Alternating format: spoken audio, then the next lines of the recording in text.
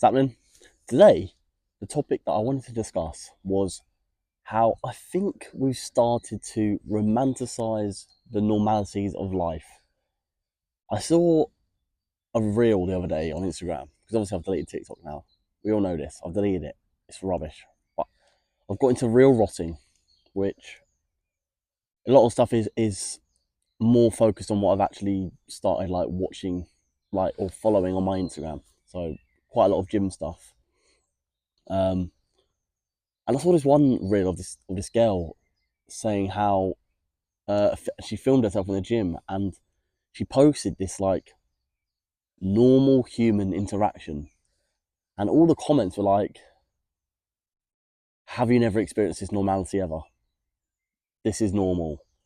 All just things like, "What on earth's going on? Like, why have we felt the need to post a video where a basic human conversation happens, where a man is polite to a woman at the gym, or vice versa, when it should just be the basic human level of conversation and just being human beings?"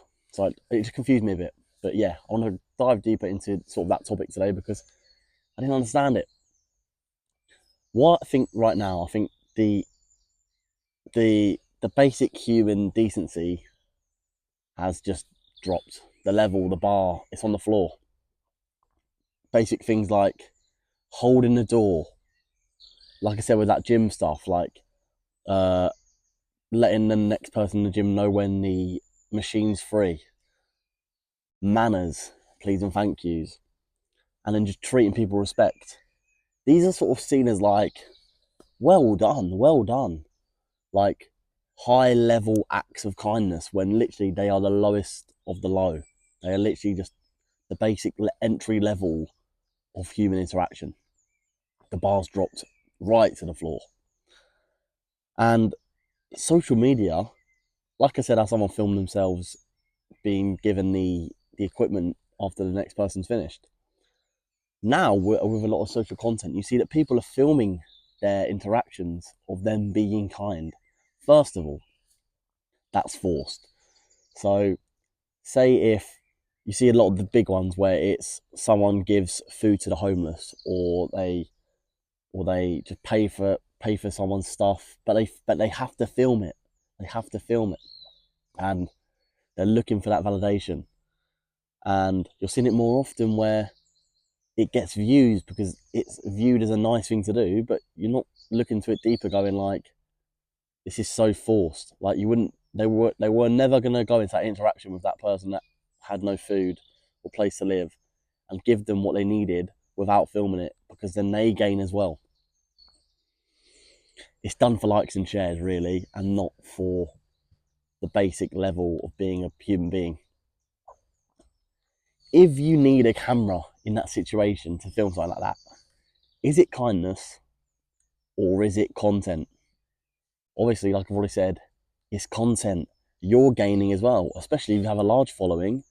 You'll be getting ad revenue on that and gaining on someone else's like current life situation, which is not in the best of state, and you're benefiting.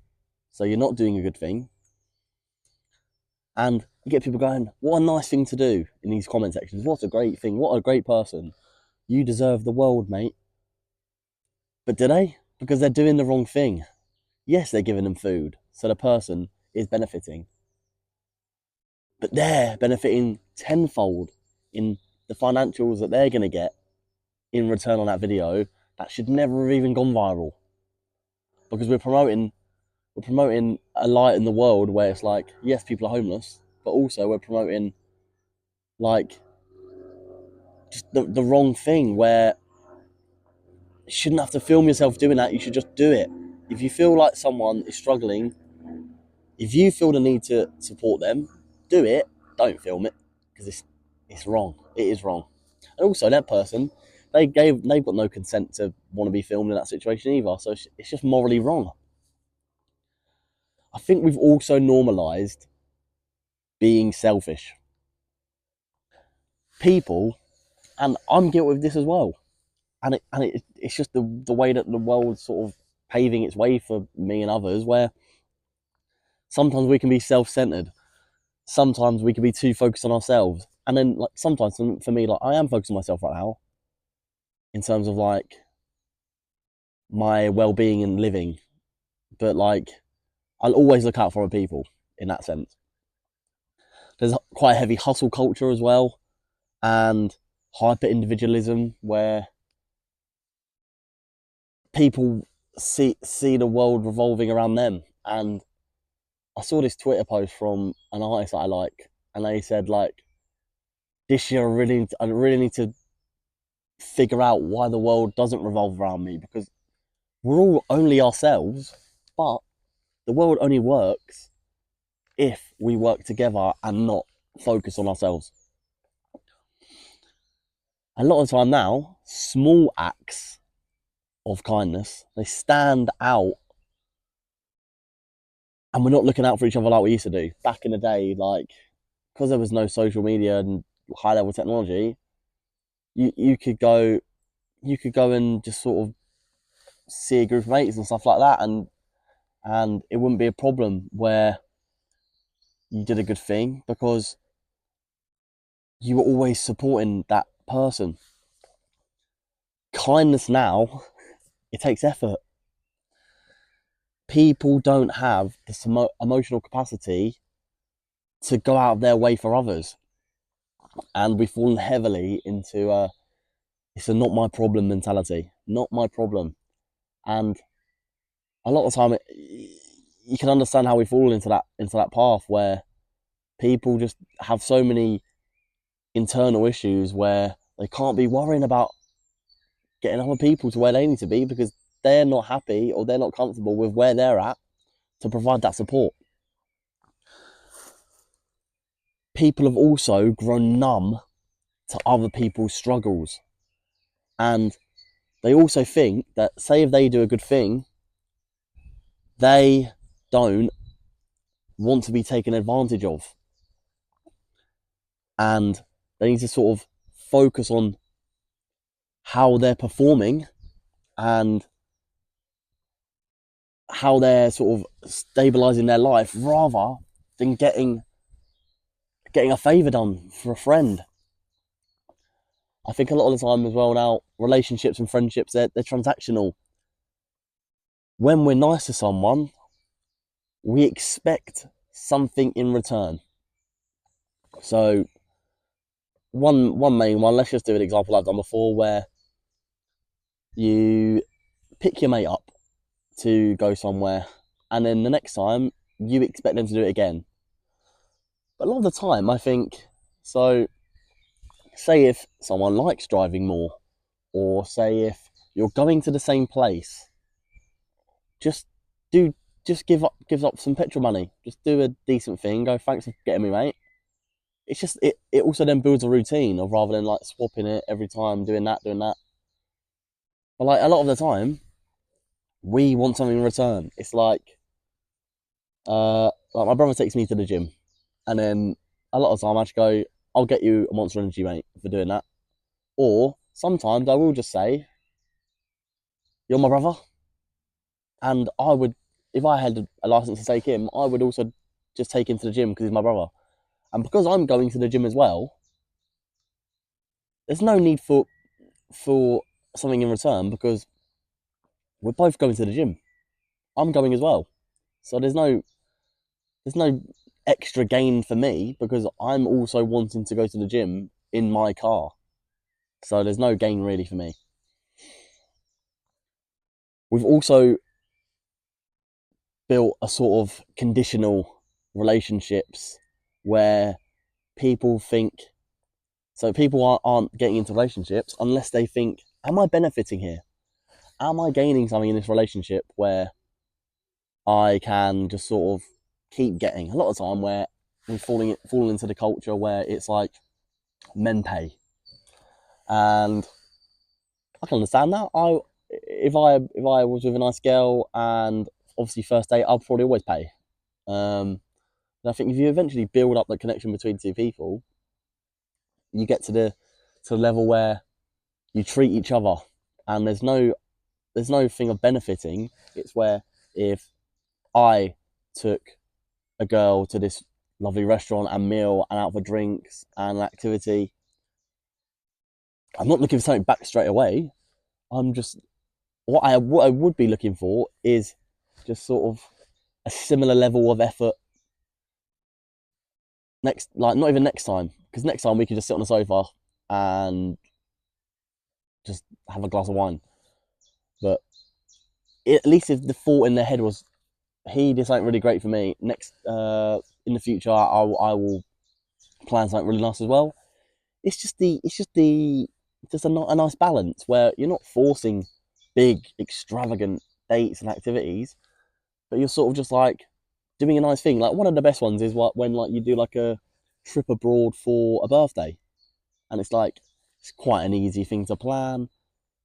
You get to go on the trip as well. It's just quite a nice thing. You get to be together, and that should obviously be the main point of a relationship. You're together. You're doing life together. But we've fallen into the cycle and questioning of, am I benefiting in this relationship? And that's why a lot of people are not in one. Not my case though, because like I've already said, that wouldn't be the levels for me to sort of find someone. I would go about it a bit differently. There's also, I think, been a heavy decline in sort of local communities. So back in the day, you probably had like big community town events that happen quite often. Like I can't remember if we still even do it where I live, but we've had a soapbox derby where you get like the build the cars and you go down the hill. And I remember going to one of them probably about a decade ago, and that was a good laugh. Um, but you don't really see a lot of big events around the towns anymore. A lot of people are sort of just stuck to their own lives because you just sort of you don't want to worry about other things. You just sort of want to have your week planned in advance and just get on with it. And sort of you never know as well where life's going to take you. So you sort of have just a week plan where you go, this weekend I'm doing that, and then depending on your finances, it all just lines up. I think a lot of the time before as well, like before I was born, probably because it just definitely declined while I was getting older. There's there's a massive decline in having a social neighbourhood. So obviously, when I moved house to just around the corner from these woods in 2006, so I'd been at school then. I hadn't started actually, started in 2007. Um, but what it was is that I actually had a few people that I went to the same school with and in the same year down my road. So we'd known each other when we were 5 in school, and then we would like knock and play out of each other most nights. And then, especially like in the summer month, or even if we get home at 3 o'clock until till the sun goes down, or then in the summer, a couple more hours, you play like Kirby outside, you go in the woods. As I've got older, I've seen that I don't see a lot of kids down my road or in the roads around my house out with one another, like playing a bit of Kirby or just like chatting on a wall. A lot of I think parents now said like, let's just mind our own business. Like the neighbours now, where like, say if we're getting in the car on a Saturday morning, we see one of our neighbours, we'll probably say like, "You're right," and that's it. That's as far as the conversation will go because like I think people aren't really interested in them pointless conversations and other people's lives, especially around a neighbourhood where like they're not your closest friends, they're just your neighbours. Back in the day, you probably would have been able to get your neighbour to offer support or feel comfortable in knocking around their house and going, "Have you got any milk and sugar? Because I've run out and I would love a tea." And I reckon back in the day they would have definitely gone, "Of course, of course, of course." But now with the cost of living, people are not comfortable in doing that because you don't know the level of how they're coping, and also there's also the level of go get it yourself. Like, why are you knocking around to me when you could just go and drive and go to the shop now because the shops are not closed? We're suffering with urban isolation, where we all just ignore each other, apart from when we then all in the road force write each other a Christmas card and go like, Merry Christmas. We've not spoke to each other all year, but Merry Christmas. One of them ones. Like I said, people don't play out, and a lot of the younger generation, they don't know each other. So they've not played out, but they've not even been allowed to get to know one each other on their road and sort of just become friends. Like my neighbour, I've known him since I was 4, and we became good mates at school. And then at like uh, senior school, you sort of like you grow apart into different friend groups. But then when you see each other now in your 20s, you can still just be pally, like, and not even in a patronising way like that. Like, we had a nice chat at the high street the other day, and it's just like we whilst our families won't mix, we can still have a nice conversation at the pub about just like how we're getting on at life, and we sort of checking each other whilst at uni, saying like how you getting on with this, how are you getting on with university, you applying for that stuff, and it's just the effort you put in with them people rather than the situational circumstances that you've been put into by the shifting society dynamic. Like I said, the world has massively become now mind your business. That's the quote of the day today. Mind your business, because loads of people are just worrying about survival of their finances, their living, their job, and they don't want to give anything away. So a lot of the time, no one is talking because they just want them to mind their own business. And I think there's also been, where in this community centre, there's obviously an increased online community now because we're not seeing each other in real life. And I think the online communities, so this is like social channels, this is Xbox Live party chats. It doesn't provide the same sense of physical belonging as real life connections do, where you can't. There's no face to face stuff. It's like if you was on the phone to your friend, yeah, being at the pub with them would be 1 million times better, because what's the point of having a friend if you can't see him?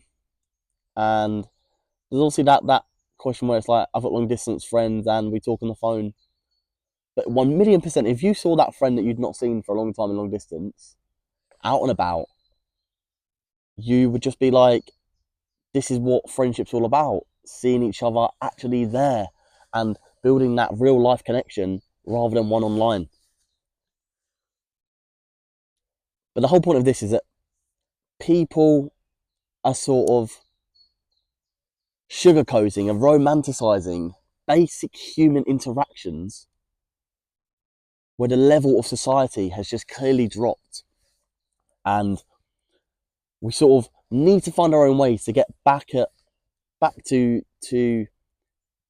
just sort of talking to people and not being worried about, like, say if you're in the gym and you go, can I use that bit of equipment next? And they go, they're gonna say of course. I will always say of course. If someone goes, how many sets you got left? I'll always go, yeah, I've got 2 sets, and you can jump straight on. And you will not understand, or you'll come to understand how nice people are. When I've been in the gym, people have just been so much nicer than people I've not decided to speak to. Like, because really, we're just in there to work out and just like get healthy and keep fit, and we're all in the same boat, similar to how you are at uni. And if you just talk to people, you'll understand them more and see that, like, not many people in the situations that you're putting yourself in as a good egg are bad eggs. They're also good people. And rather than going like, wow, what a nice thing to do, we've got to go like, no, this is the basic standard, but I am grateful. So hopefully we can stop sort of romanticising the norm and sort of raise our levels of what we want kindness from people.